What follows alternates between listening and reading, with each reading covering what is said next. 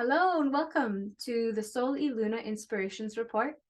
We're coming and tuning in today to do a talk about the Gemini full moon coming up on Wednesday, December 7th, 2022. It's going to be at 8:08 p.m. That's Pacific Standard Time.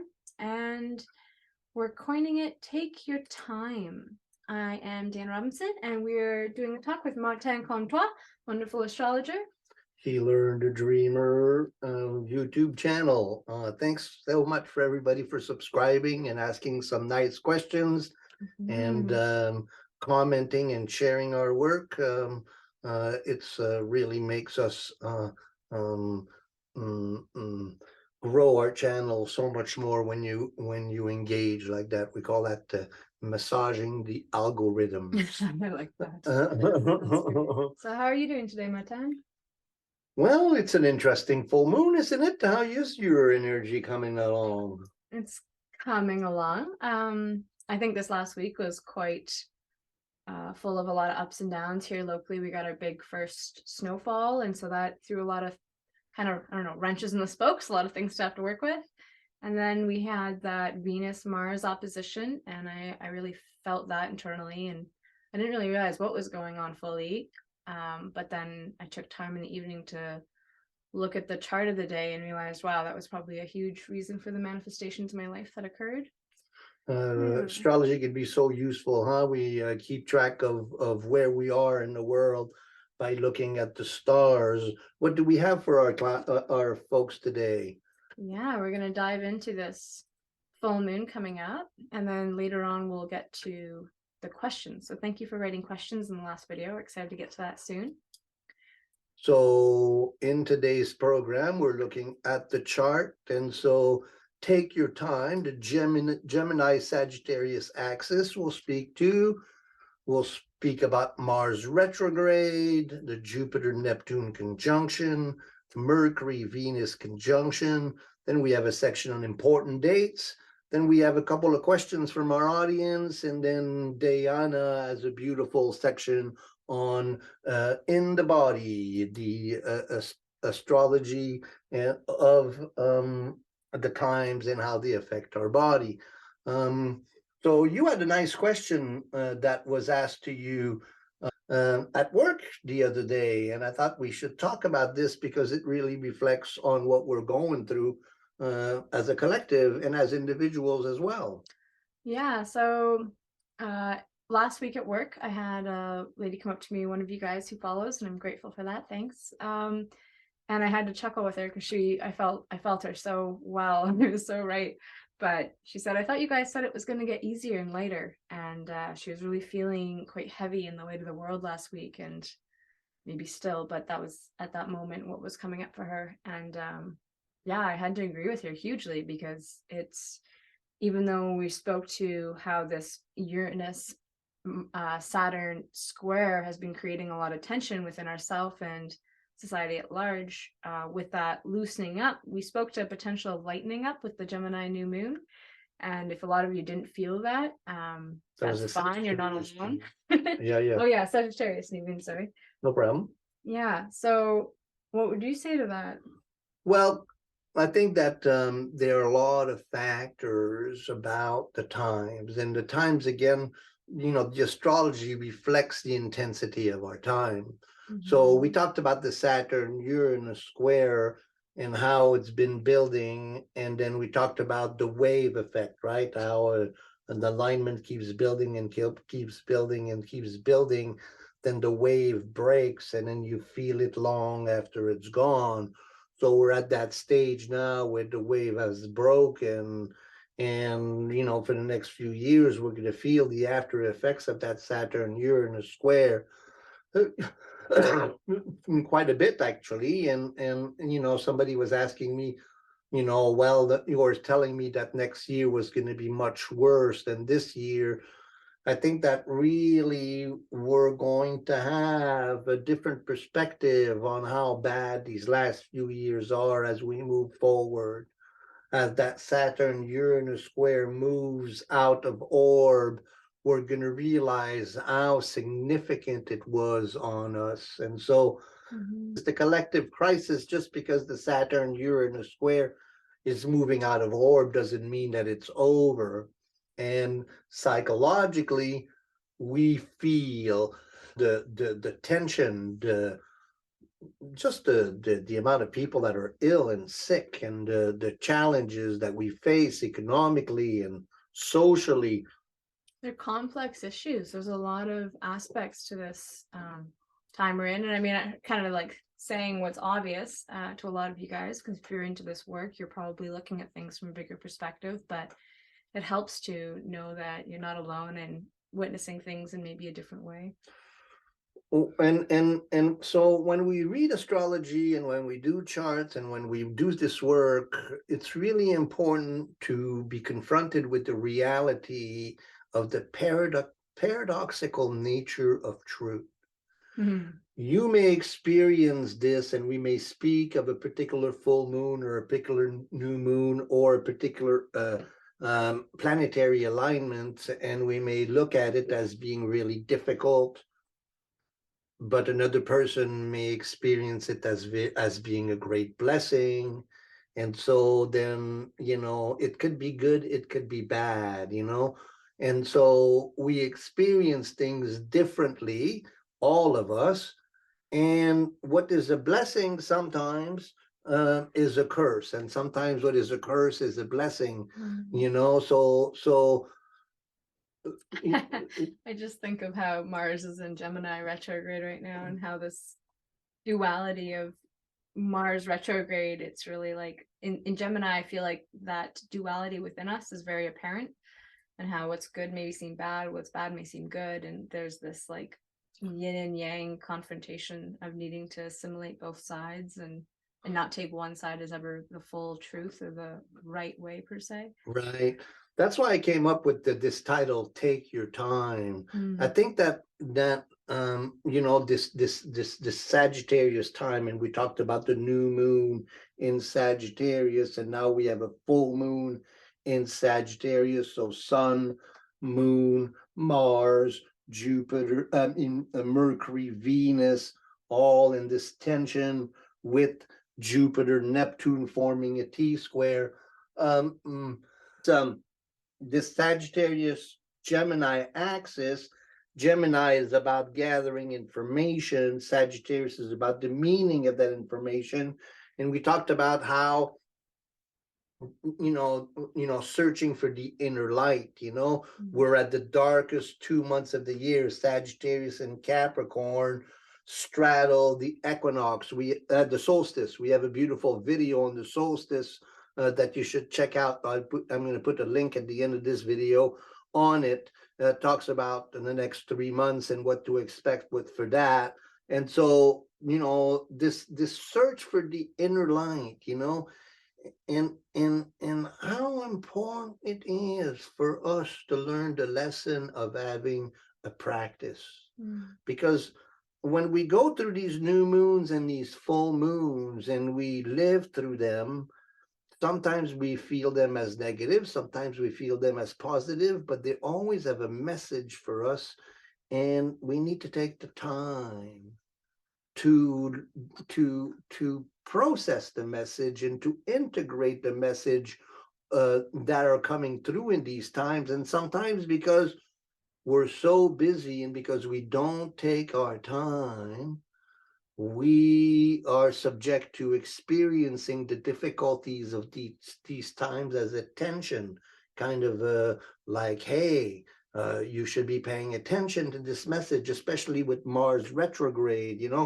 This is the temptation, especially around the holidays, to go, go, go, go, go, go, go. This is a time of the year historically where everybody is so busy, but really in nature is at a time of dormancy.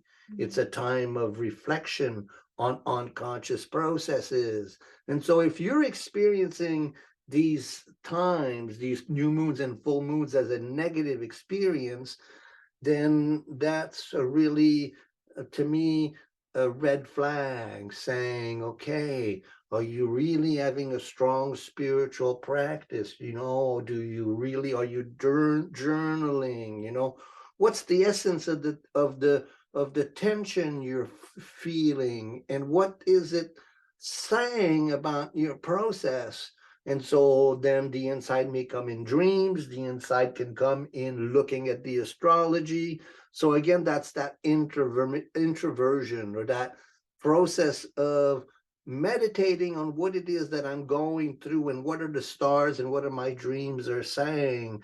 And whether it's good or bad, usually it's both, you know. And if we're experiencing as bad, then there's some good in that. And maybe it is that, you know, I'll break my attachment to an old set of ideas that's no longer working for me, and that tension will bring me to some breakthrough.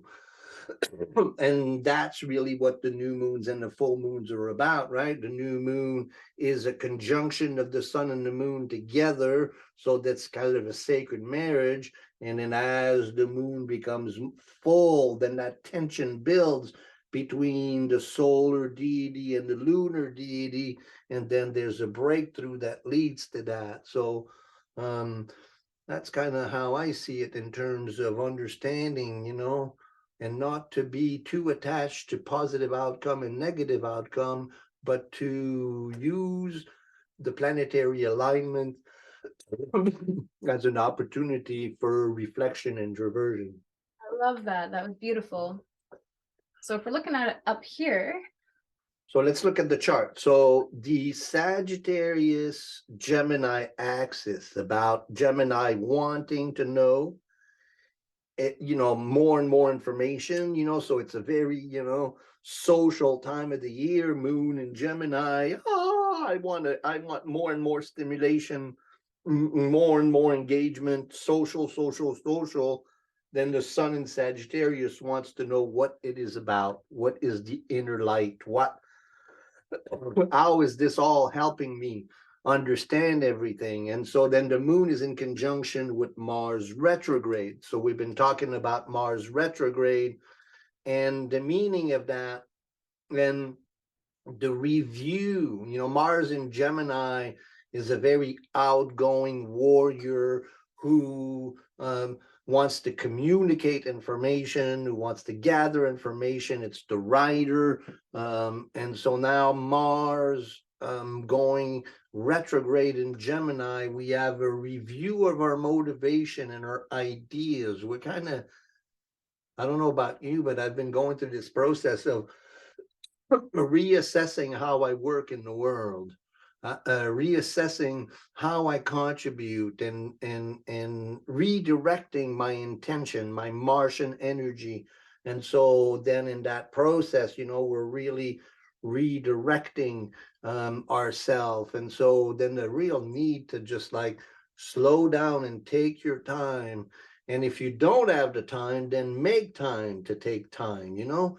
And so that's a lot of what's going on. That sun in opposition to the moon, and then that forms a T-square with Jupiter, Neptune. And I think part of that tension, you know, is we want kind of this redemptive power of Jupiter and Neptune. You know, we kind of are hoping for some magical savior, you know, somebody to show up, and some event to show up that will ease all of our tension, you know. That's, you know, that Jupiter Neptune conjunction is kind of the divine savior, you know, so we're expecting that, but really that only comes in the afterworld, you know. Jupiter Neptune in conjunction in Pisces, it's kind of outerworldly. I also see how, like, it reminds me of when we did a talk on this Jupiter Neptune conjunction in the spring, and how your creative practice, and then in square to Mars and Gemini, I also look at is very creative and very tactile, right? And so that reflective time, if you're finding like, oh, sitting and writing is maybe not your format or something you're not comfortable with, it's a very creative time, and that creativity can lead to creating space for reflection too. And Jupiter Neptune conjunction is really supportive for that. the problem sometimes with Mars Neptune is victimization, you know, and last in the winter of last year we had a conjunction of Mars, Jupiter, and Neptune together, and then now with Mars in Gemini, Mars is going, you know, is gonna make 3 exact square to Jupiter, but also to Neptune, mostly to Neptune. And so then that, you know, cycle of energy, you know, to be in service towards the Neptunian collective, the need for redemption versus being a victim of it, you know. So that's really important to realize that we do have power in this process and that we have to engage, that a spiritual creative practice is a way of giving that redemptive power a voice creatively in the material world, you know, and that's really much very difficult, but it's the work of the mystic, you know. That's kind of, you know, the reality that if we are going to change the world, we're going to have to do it. It's not going to be somebody else being the savior, you know. We're going to have to actually do the work. And that'll be interesting when Mars turns direct and will make another square to Neptune, then we'll really get more clarity in what that means in terms of how to work towards that redemptive Neptunian salvation we're all working for. Does that make sense? Yeah, I follow that. I find retrograde so interesting because there is that three hit wonder, let's call it, Right. where it passes over and then you go into reflection period and it makes aspects to those planets again, and then the third time usually allows a lot more enlightenment and forward direction with new understandings of yourself or an energy dynamic or how something runs. So whatever's coming up right now for reflection, taking note of that may help you propel you forward in the coming new year where we see things move forward a lot easier. That's what we're hoping for, huh? And then we'll be looking at that. Now, this sun in opposition to Mars, moon in square to Jupiter, Neptune. Now that sun moon opposition also makes an angle to Saturn and to Uranus. And so then we have the quinsunk to Uranus, and we have the sextile to Uranus from the sun. And then from the moon, Mars, we have the trine to Saturn and the semi-sextile to Uranus. So it forms kind of an inverted, like a kind of a hat or a bowl, upside down. That structure, you know, that's that Saturn Uranus. So we're really feeling still the Saturn Uranus square at this time of this full moon, you know, the reality of our times. It's really on our mind. And so that's that Saturn Uranus square still being really a reality. And then the sun also goes to Chiron and to Mars, Neptune. And then Chiron is in Aries, ruled by Mars. So then there's a, you know, the hero healer, you know, archetype, you know, as a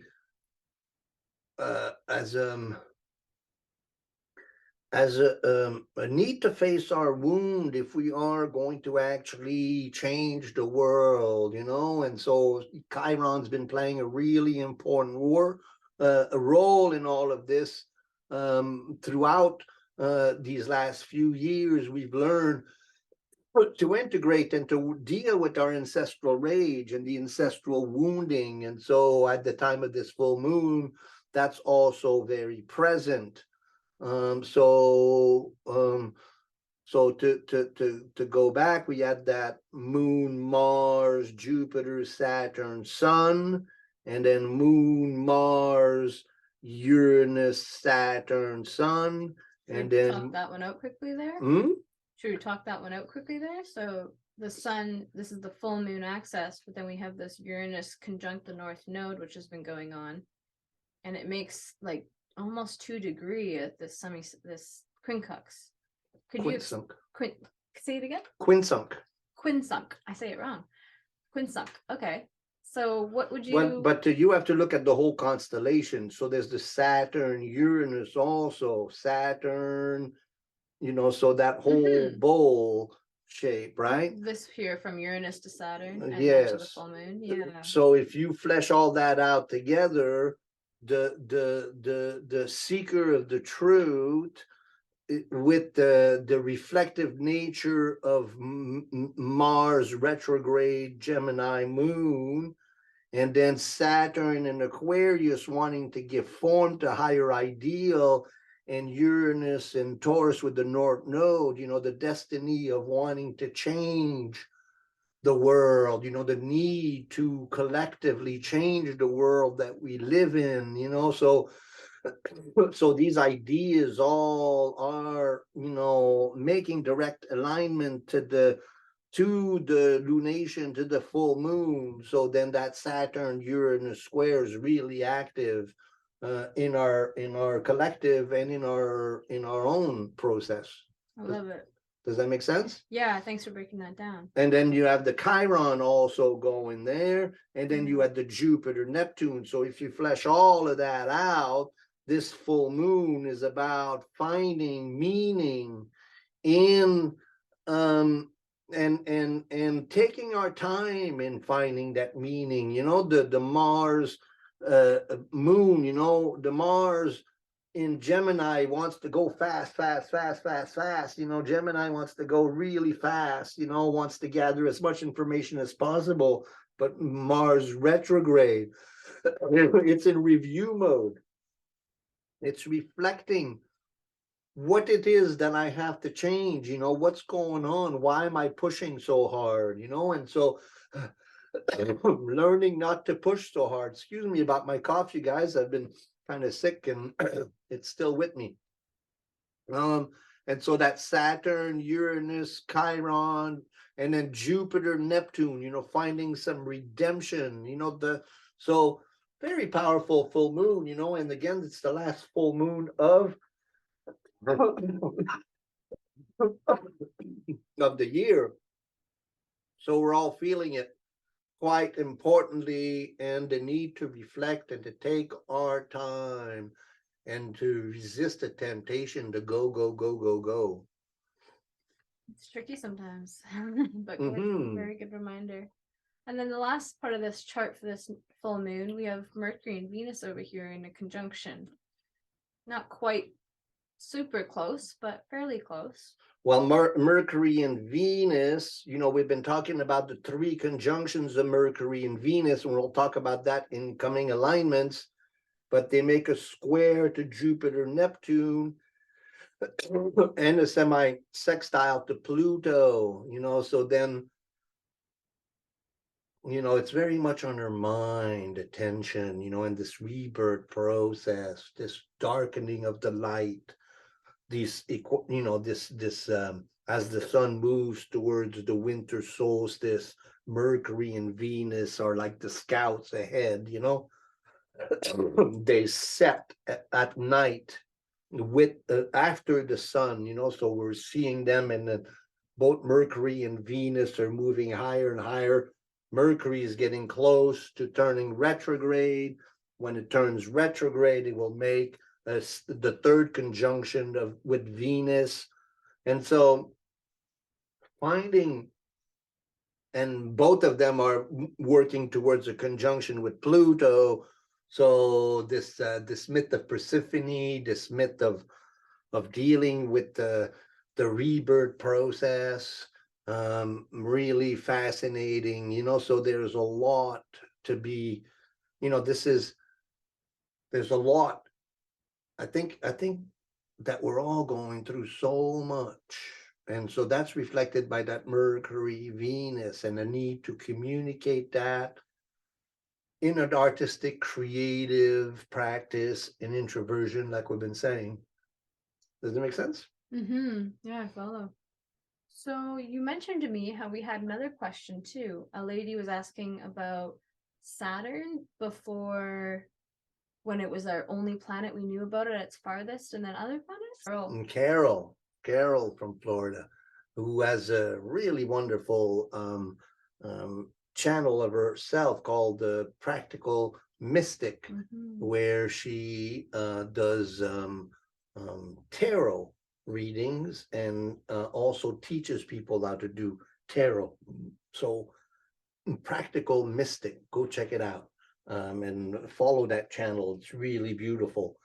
So Carol was asking, is Saturn, what's the difference between Saturn now and Saturn before the outer planets got discovered? So Uranus got discovered in the 1750s, Neptune 1860, Pluto 1930, Chiron came online at the end of the 80s. So those are associated with the transpersonal planets. They're collective planets, or they're trans-Saturnian. They're on the other side of Saturn.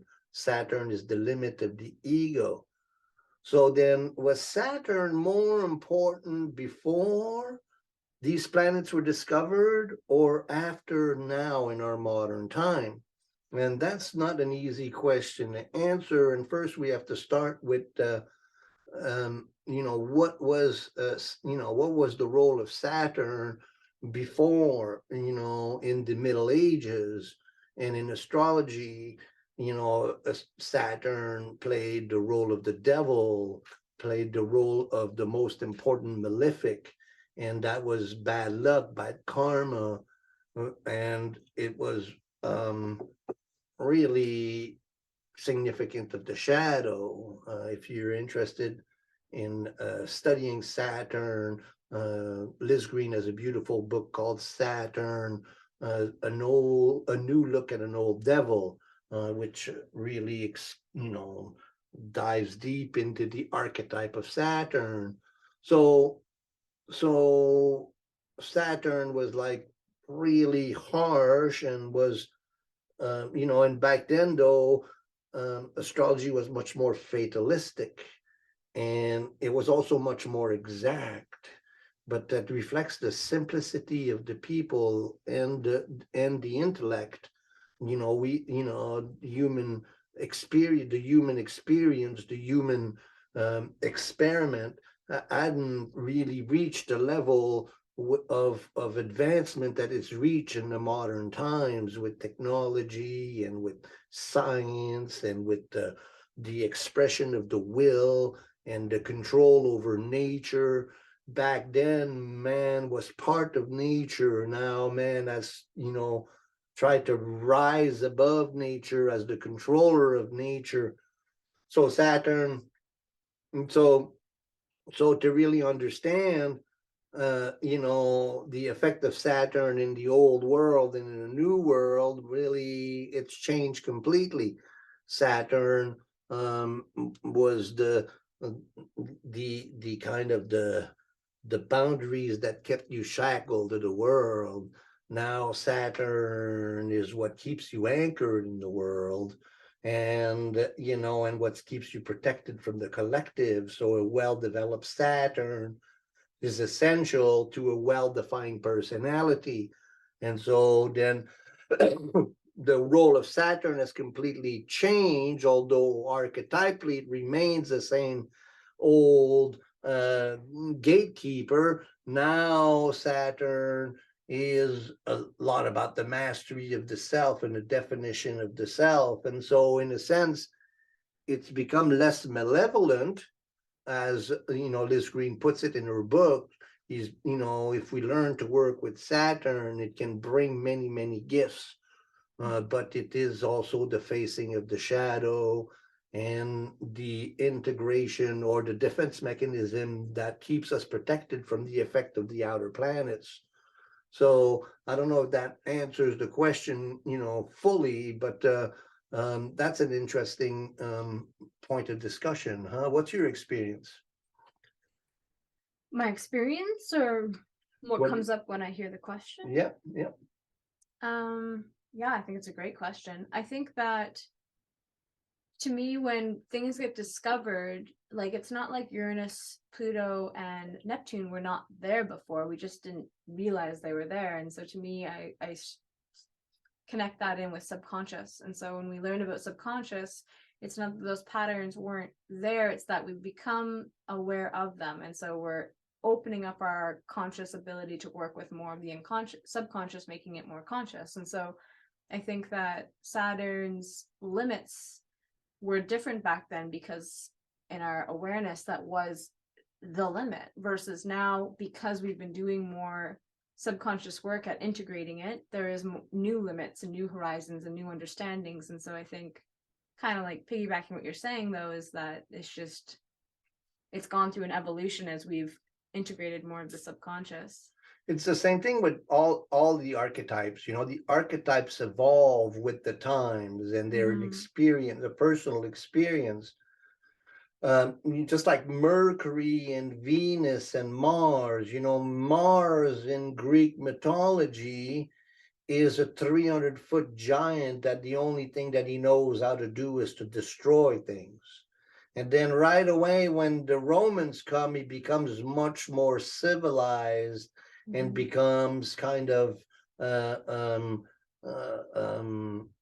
know, he has more manners, and he's more of a knight in shining armor, you know, which becomes really, you know, the Middle Ages, and the Mars principle, you know, becomes interrelated with Venus.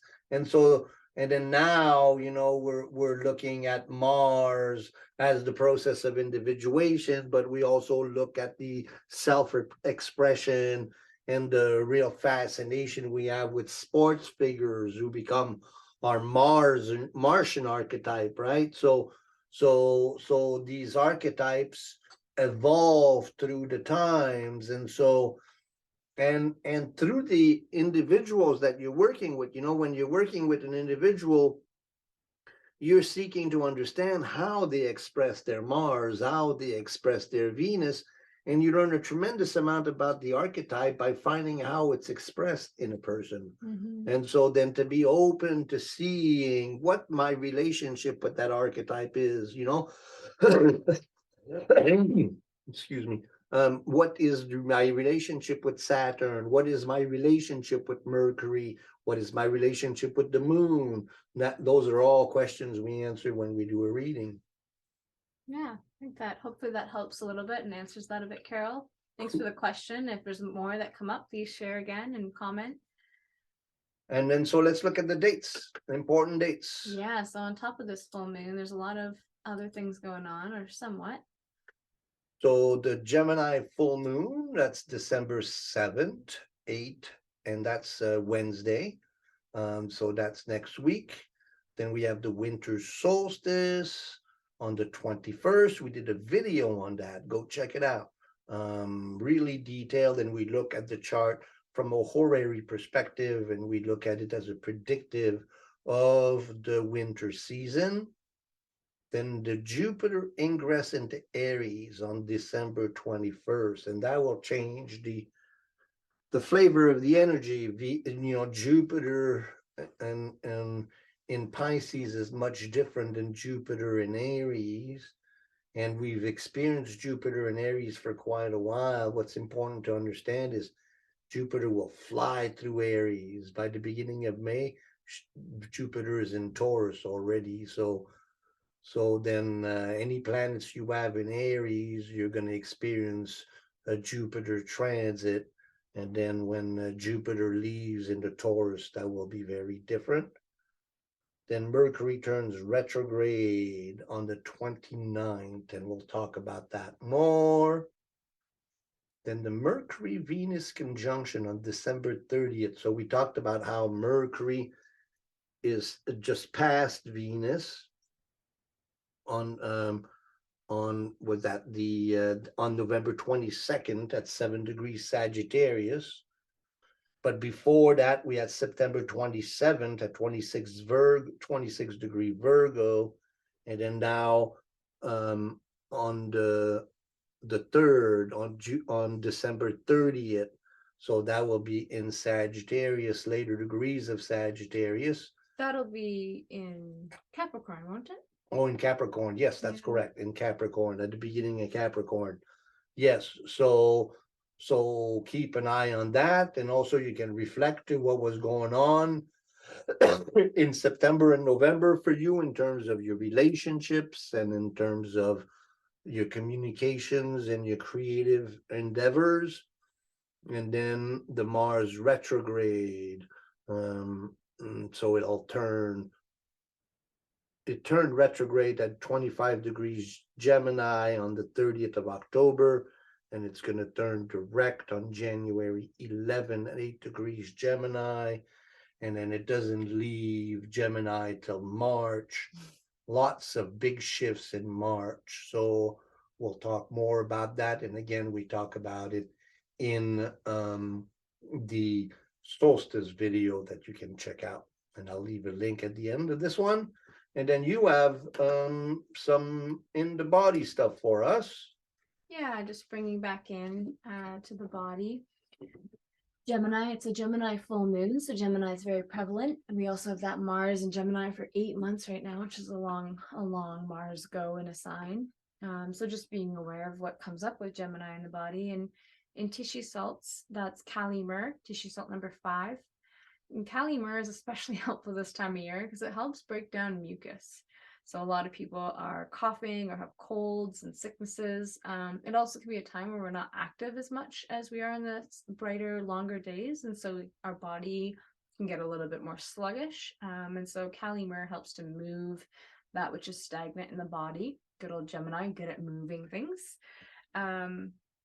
Yeah, so I really love this tissue salt during these times to help keep things moving, especially if you're feeling maybe a little stagnant or sluggish, if there's skin issues or congestion issues. On a herbal aspect, Gemini rules herbs like skullcap, flax, parsley, lavender, and caraway. And what these plants have in common is that they all help to balance and regulate our nervous system. And Gemini rules our nervous system and how we respond to things and get things moving. It's that instant information passing along the body, which is the archetype of Gemini. And sometimes when too much information gets passed too quickly, we can kind of feel this either anxiety it can show up as, or it can also show up as burnout, can also show up as overstimulation. And so these herbs help to kind of balance that, regulate it so that you can choose to move forward in a bit more of a conscious matter, also just in a place that doesn't cause so much internal pain. So it's good to lean on those nervines during this time. And then we are in the peak of Sagittarius season still. So the sun is in Sagittarius. Like I said in the last video, Sagittarius rules the number 12 tissue salt, which is silica or silicea. It's what helps to bring everything back together. And Sagittarius, ruling our higher understanding and beliefs, is kind of what holds it all together in life too. So for this tissue salt, silica, that connective tissue is in what holds it all together within our body. And when that is stressed, out of balance, or drained, then we can see symptoms show up like insomnia, also like knee pain, different things that have excess heat within the body. And so silica helps to move that throughout the body and not have it build up anywhere. That can look like inflammation, and then helping to move what's stuck. Again, herbs that are cooling and helpful for the Sagittarius season can be agrimony, red clover, burdock, chicory, and dandelion. So again, these are more grounding herbs. They're help to move which is stuck, but also strengthen our communication within the body and our connective tissue. Also really good for the blood, no? Yeah, blood purifiers, blood cleaners, really helpful. Cool. Well, that was fun. Thank you for that. So this is the Healer and the Dreamer astrology. We mix astrology, alchemy, and dream work with Jung. The Healer and the Dreamer weaves an insightful tapestry using astrology, alchemy, dream work, and the analytical psychology of Carl Gustav Jung to bring clarity to the path of self-realization. In our modern times, I'm Martin Comtois, MC Starman. If you want to reach out for a question or a reading, Spirit of the Times 108@gmail.com. And day-to-day healing, day-by-day healing, Dayana Robinson, our co-host. So feel free to message her as well. Day by day healing. What happened? It went backwards. There we go. Ah, bye for now. Thanks for joining us, you guys. Pass this on if you can. We'll have to do some editing on this one. Whoop, whoop, whoop. Bye for now. Bye for now. Happy full moon.